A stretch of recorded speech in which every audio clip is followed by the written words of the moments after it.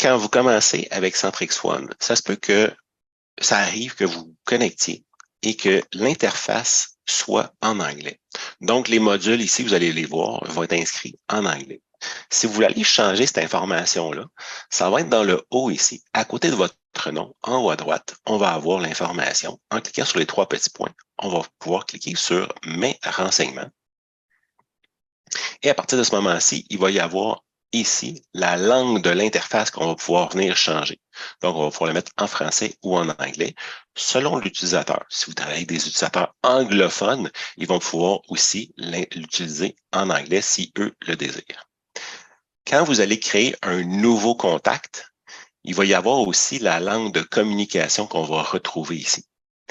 Par défaut, si ce n'est pas en français ou si vous le désirez l'avoir dans une autre langue, vous allez pouvoir venir à la même place, en haut ici à droite, pouvoir venir dans mes renseignements toujours, changer la langue par défaut du nouveau contact ou du nouveau compte. Vous voulez changer votre mot de passe, ça va être toujours à la même place. Il va y avoir ici mot de passe que vous allez pouvoir venir faire les informations, changer vos informations directement ici. Ou si vous voulez passer directement, toujours dans les 3 petits points, vous allez avoir modifié le mot de passe et vous allez arriver exactement à la bonne place. Votre entreprise grandit, vous voulez ajouter des nouveaux utilisateurs. Donc, vous allez venir dans les paramètres dans le bas ici et vous allez pouvoir venir ajouter un nouvel utilisateur. Pour ajouter un utilisateur, il faut être propriétaire du compte. Le propriétaire se trouve ici avec la petite pastille verte. Cette personne-là va pouvoir venir ajouter des nouveaux utilisateurs.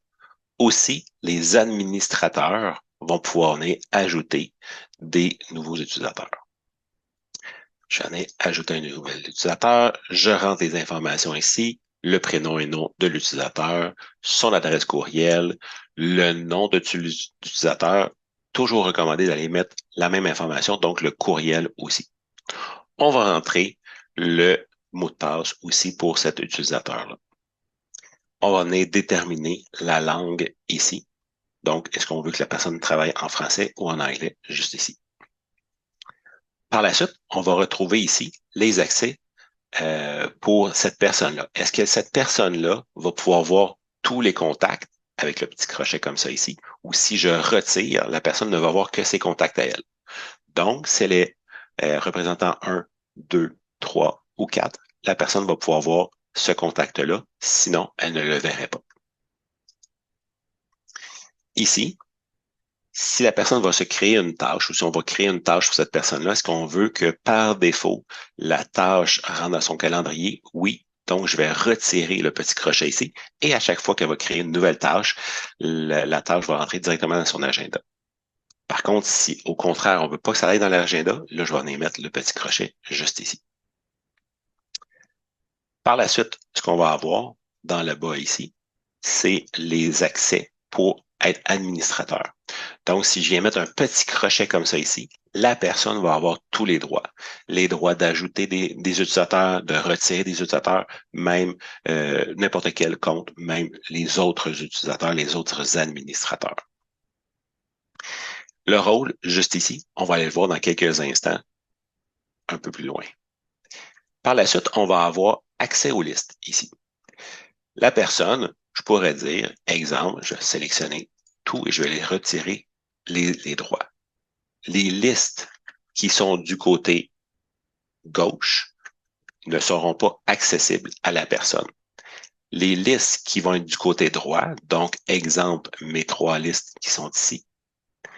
Donc, mon utilisateur, mon nouvel utilisateur pourrait voir ces 3 listes-là ici uniquement.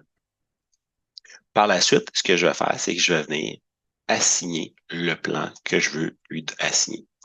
On va pouvoir voir dans la partie du haut quels sont les plans qui sont déjà utilisés. J'ai 2 forfaits croissance ici qui ont déjà été attribués. Ici, j'ai un pro. Il me laisse donc un utilisateur essentiel à venir assigner juste ici. Si tous vos plans sont assignés, vous voulez ajouter un autre utilisateur, vous allez pouvoir venir ici dans Gestion des plans et vous allez pouvoir venir ajouter le plan désiré C'est ici aussi que vous allez pouvoir avoir vos informations pour les informations du compte, l'adresse de facturation et ainsi de suite que vous allez pouvoir avoir. Par contre, uniquement le propriétaire va pouvoir avoir accès à ces informations-là, juste ici. Maintenant, souvent, on se fait poser la question, pourquoi certains utilisateurs n'ont pas les mêmes droits, on ne voit pas les mêmes modules? Et ça va être premièrement selon les plans. Donc, le forfait croissance a accès à tous les modules, sauf administration, à moins qu'on lui donne. Et les forfaits pro, eux, vont avoir accès à tous les modules, sauf les automatisations. Le forfait essentiel va avoir moins de droits, encore une fois. Si on le désirait, je pourrais dire, mon forfait pro ici, je ne veux pas lui donner, exemple, accès au formulaire web, je pourrais venir le retirer comme ça ici. Si vous travaillez avec uniquement des particuliers, vous pourriez venir retirer la liste de votre liste de vues de menu sur le côté, l'onglet des comptes, juste ici si on le désirait. Si vous voulez aller de façon plus granulaire pour voir à donner des accès, d'autres accès, vous allez venir ici dans Groupe d'utilisateurs et permissions. Dans les groupes d'utilisateurs et permissions, vous allez pouvoir premièrement gérer les rôles. Donc, je prenais créer des rôles. Par défaut, quand vous commencez avec Centrix, vous n'avez aucun groupe d'utilisateurs. Ça va être marqué uniquement par défaut. Vous allez pouvoir vous créer des rôles comme vous voulez, les nommer comme vous voulez. Moi, dans l'exemple qui est ici, je les ai appelés administrateur, coordonnateur, marketing et vente. Et par la suite, vous allez donner des droits de lecture, d'écriture, d'ajout ou de suppression et de façon très granulaire. Si je m'en viens dans l'exemple ici, des contacts, ben la personne ne pourrait pas voir ici, exemple, le représentant 2, le représentant 3 et le représentant 4. Pourrait aussi, dans l'exemple qui est ici, ne pas voir l'historique ou de exporter ou d'importer les fiches des contacts. Très important.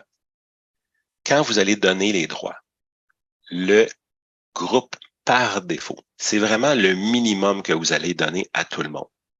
Donc, vous donnez vraiment le minimum ici, parce que si vous donnez tous les droits à par défaut, n'importe qui pourra avoir accès à tout. Donc, ce qu'on va faire, c'est qu'on va mettre les droits minimales ici par défaut et par la suite, on va venir rajouter des droits par-dessus. Donc, si je m'en viens comme administrateur, là, je vais avoir plus de droits à l'intérieur. Là, à partir de ce moment-ci, je vais pouvoir importer, exporter et voir l'historique. Tandis que d'autres personnes, exemple, aux ventes, ne pourraient pas avoir ces informations-là. Si je m'en viens dans le bas, là, je pourrais venir retirer ces droits-là ici, tout simplement. Une fois vos rôles déterminés, vous allez pouvoir venir dans votre contact, votre utilisateur, pardon, ici, et lui donner le fameux rôle que vous désirez. Administrateur, coordonnateur, marketing et vente, juste ici. Si vous avez une très grande entreprise et vous avez besoin d'utiliser ce qu'on appelle la hiérarchie, vous pourrez venir juste ici et vous allez pouvoir déterminer la hiérarchie. Vous avez besoin d'aide, mais c'est vraiment plus pour des rôles très précis qu'on va avoir besoin de cette partie-là. C'est pour des comptes plus complexes ou des plus grands rôles, des plus grands comptes. Si vous avez besoin d'aide, contactez-nous, on va pouvoir regarder ça. Mais souvent, ça va être si on a besoin d'un chef d'équipe ou des choses comme ça. On va revenir juste ici. Par la suite, ce qu'on va retrouver, on va retrouver dans la partie du bas ici, la synchronisation des courriels. Si vous venez dans les paramètres synchronisation courriel et vous avez un bouton vert comme ça ici, ça veut dire que vous n'avez pas fait votre configuration encore. Donc, on ferait synchroniser maintenant et on suit les étapes. Qu'est-ce que ça va me donner de faire ça? C'est que quand vous allez arriver dans la fiche d'un contact, dans la partie du bas, dans Activité, vous allez être capable de voir vos échanges courriels à partir de l'outil de courriel que vous utilisez. Outlook, Gmail, Office 365 ou n'importe quel autre que vous utiliseriez. Vous allez pouvoir voir vos échanges courriels avec cette personne-là. Donc, entre moi et mon contact, ou ce contact-là qui m'a écrit aussi, on va pouvoir voir cette information-là. À la fin de la configuration, on va voir, il va nous demander quel calendrier je veux venir synchroniser.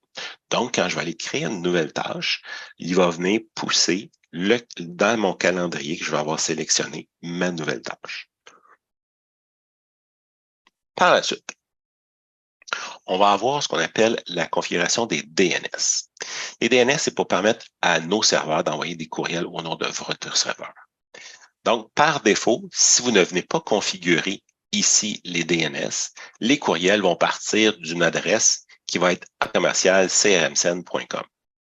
Si vous voulez utiliser votre nom de compagnie, votre nom de domaine, il va falloir venir configurer les DNS. Comment il va falloir faire ça?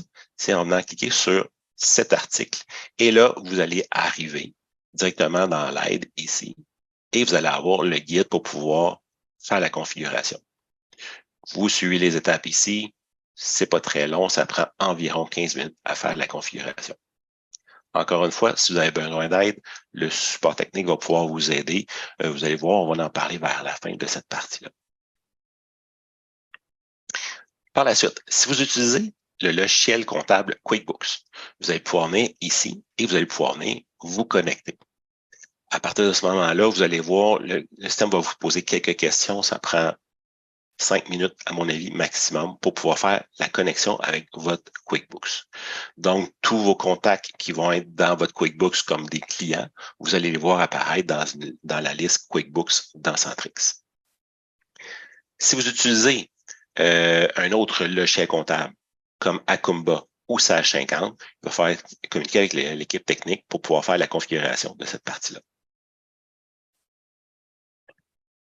Par la suite, ce qu'on va avoir, ça va être ce qu'on appelle les étiquettes juste ici.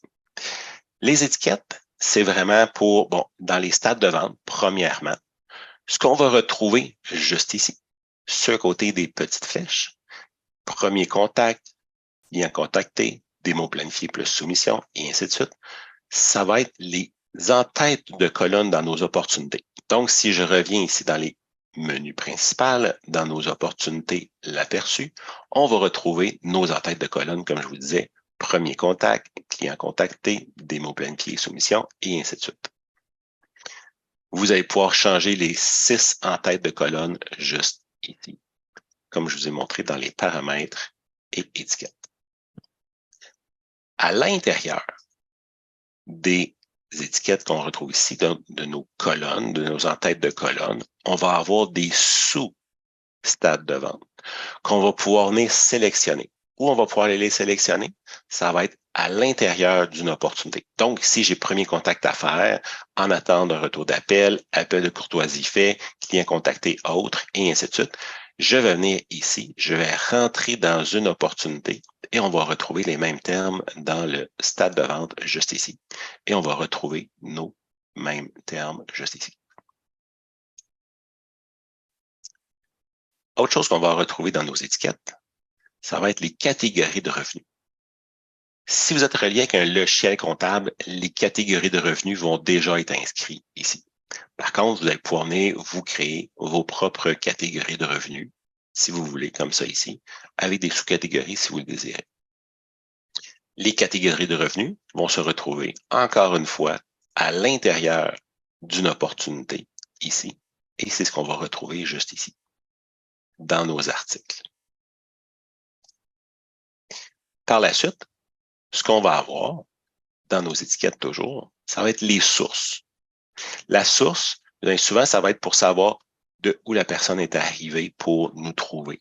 Donc, on va retrouver ça directement ici et on va pouvoir venir s'ajouter des nouvelles sources. Les nouvelles sources vont se retrouver, elles, ici, à l'intérieur, juste ici. Et on va pouvoir retrouver les sources.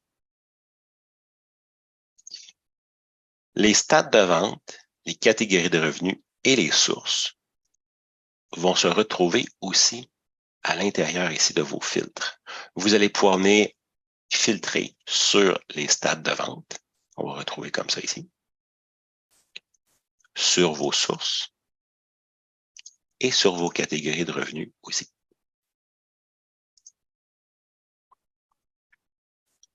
Vous allez retrouver aussi dans les paramètres le portail libre-service.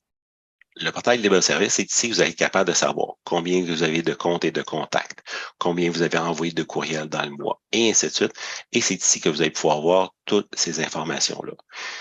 Vous allez pouvoir, par vous-même, venir acheter plus de quantité d'automatisation ou de messagerie texte ou ce que vous avez besoin. Vous allez pouvoir passer directement ici, par vous-même.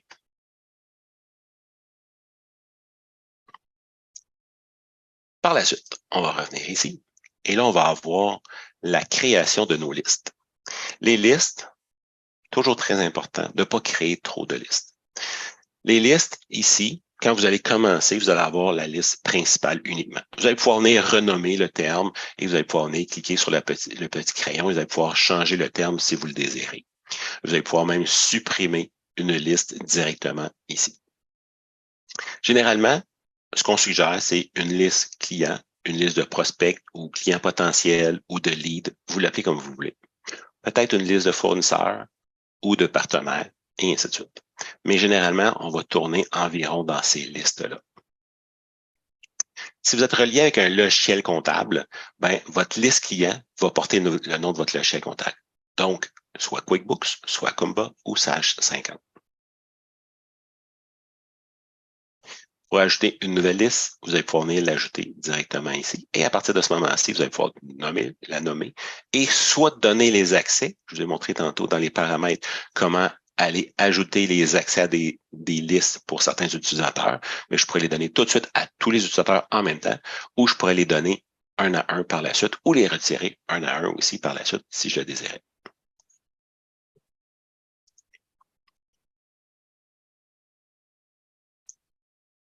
Par la suite, si vous travaillez avec des entreprises, vous allez avoir les comptes et les contacts juste ici. Donc, le compte, ça va être l'entreprise avec qui vous allez travailler. Ici, je vais retrouver la compagnie ABC et par la suite, je vais retrouver différents contacts. Donc, je vais retrouver ici le président, le vice-président, l'adjointe administrative et ainsi de suite pour une compagnie.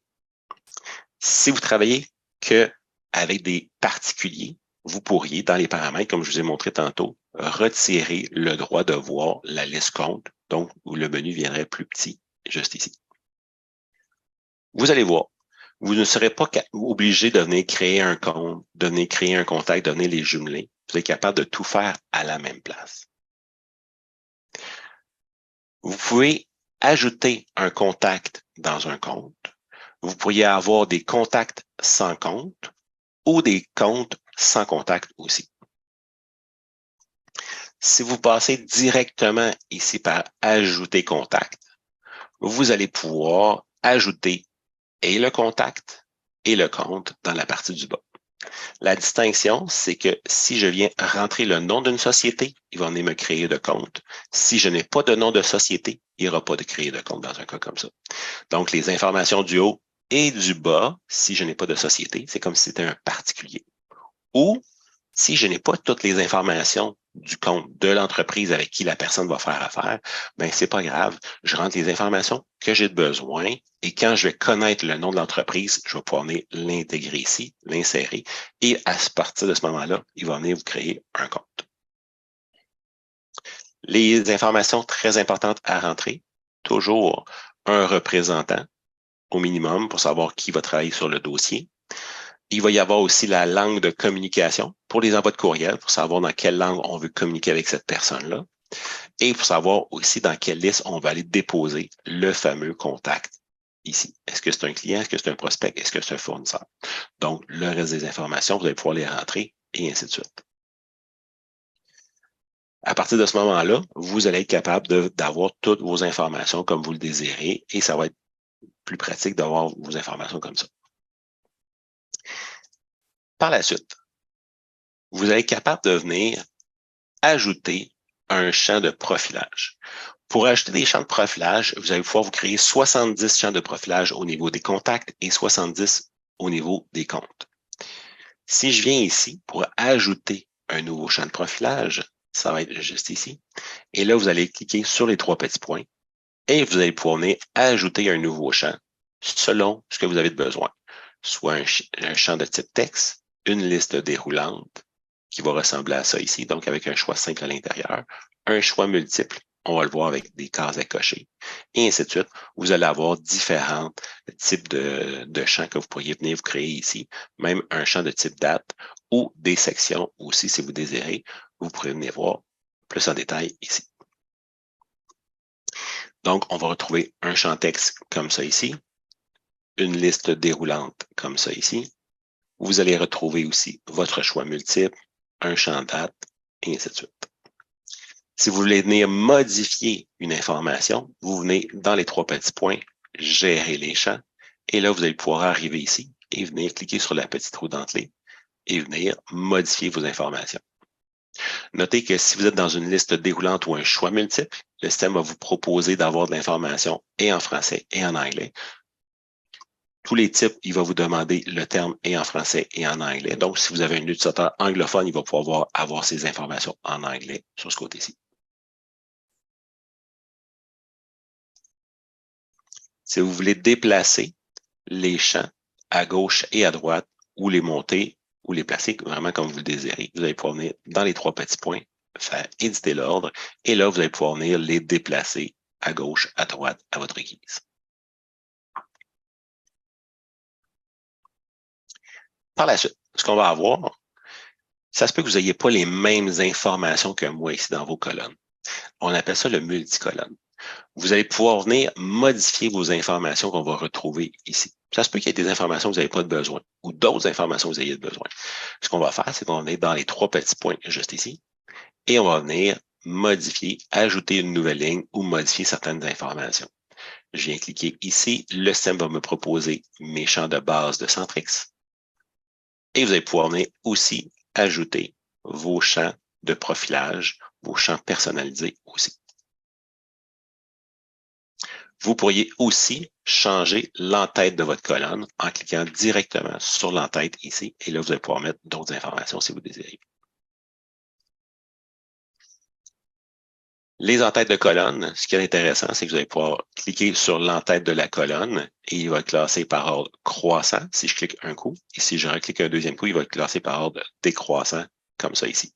Vous allez pouvoir même y aller, faire afficher le nom de votre liste pour savoir est-ce que c'est un client, est-ce que c'est un fournisseur, est-ce que c'est un prospect. C'est comme ça que vous allez pouvoir venir le faire. On nous demande souvent, est-ce qu'il y a possibilité de connaître les derniers contacts rentrés? Oui, avec la date de création. Encore une fois, je pourrais venir classer par ordre décroissant ou croissant, juste ici.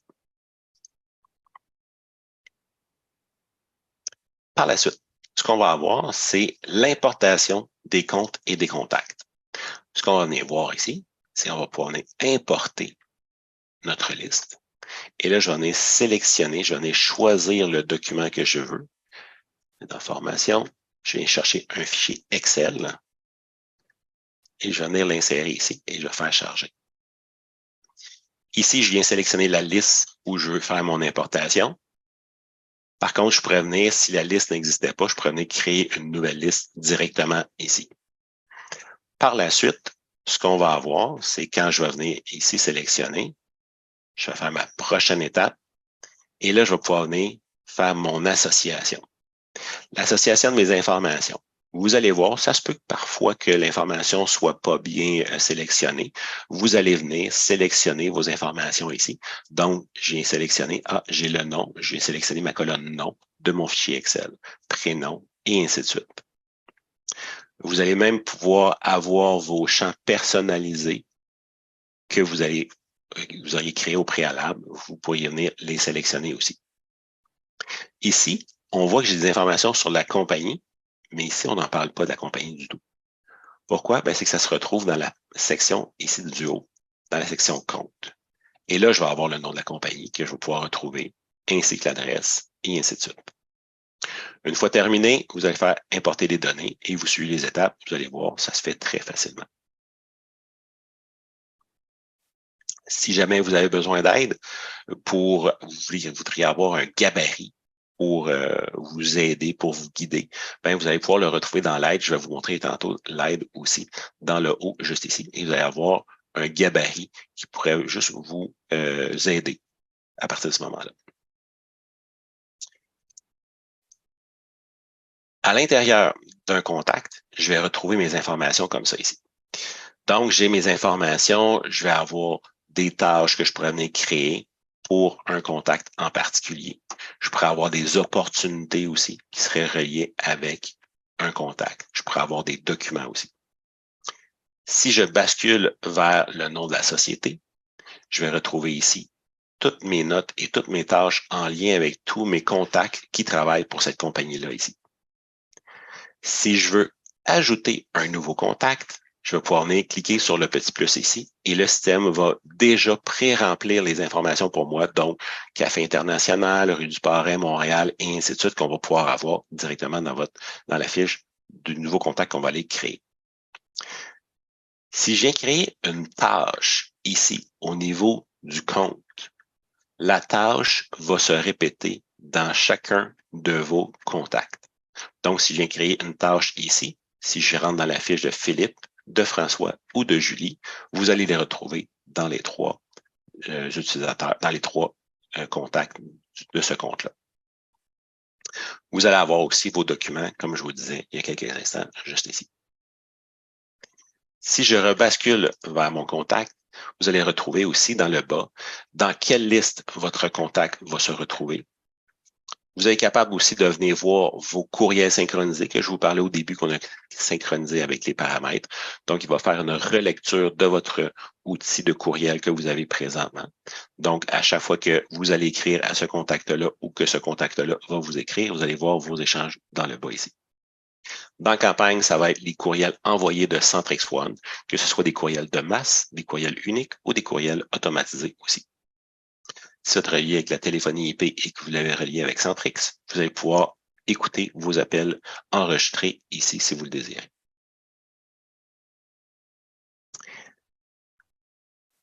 Ce qui est intéressant aussi, c'est que vous allez pouvoir venir dans une opportunité. Dans votre opportunité, vous allez pouvoir venir la voir comme ça ici. Vous allez être capable de réassigner l'opportunité. Ça se peut que vous ayez ouvert sous le nom de Café International, mais ça se peut que ce soit une autre compagnie, vous êtes trompé ou des choses comme ça. Vous allez pouvoir venir réassigner cette opportunité-là dans le haut ici. Vous pourriez venir changer la liste. Vous pourriez venir changer le compte, donc votre client, et le contact aussi qui serait rattaché. Je pourrais venir le mettre à Champfleury et là, il va me proposer les personnes qui sont pour ces compagnies-là, comme on peut voir juste ici. Et je fais réassigner. L'opportunité va vraiment se changer, soit de compte, de contact ou de liste.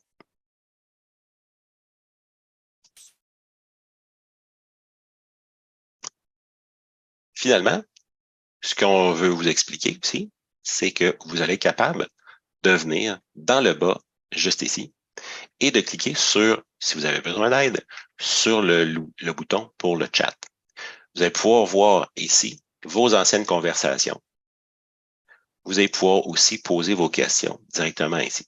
On va répondre normalement dans les heures de bureau du Québec. Si vous avez besoin d'aide, vous allez pouvoir venir aussi dans l'aide dans le haut, juste ici. À partir de ce moment-là, vous allez arriver dans notre outil d'aide, juste ici, et vous allez avoir diverses informations, dont l'Académie, juste ici. Vous allez retrouver des tutoriels vidéo, de l'information sur les contacts, sur les courriels, et ainsi de suite. Vous allez aussi retrouver les webinaires. Un webinaire comme on a aujourd'hui, on va pouvoir le retrouver directement ici. Vous allez pouvoir faire des recherches sur des termes en particulier. Vous pouvez marquer courriel et vous allez retrouver les rubriques qui nous parlent des courriels à l'intérieur.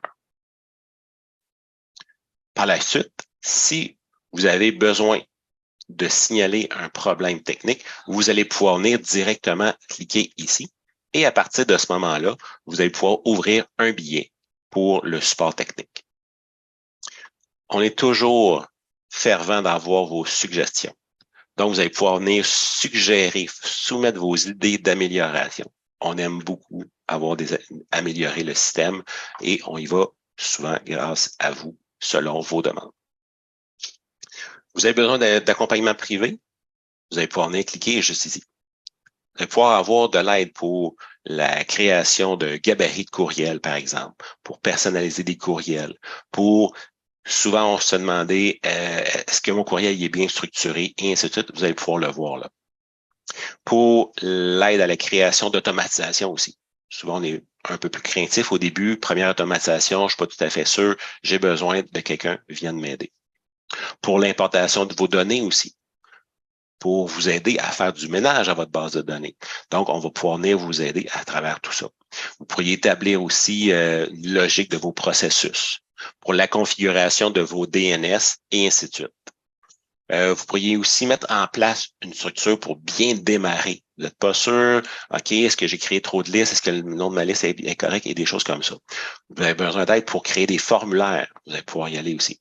Ou vous pourriez aussi vouloir connecter vers un logiciel tierce parce que oui, Centrix permet de se connecter sur des logiciels tierces. Donc, vous allez pouvoir avoir aussi de la formation sur mesure. Si vous avez besoin d'aide, vous allez pouvoir écrire aussi à succès à commercialcentrix.one et ils vont pouvoir vous guider à partir de ce moment-là. Ici, finalement, on va avoir le service client. Si vous avez besoin d'aide pour des questions sur votre facturation et ainsi de suite, c'est ici que vous allez pouvoir retrouver vos informations.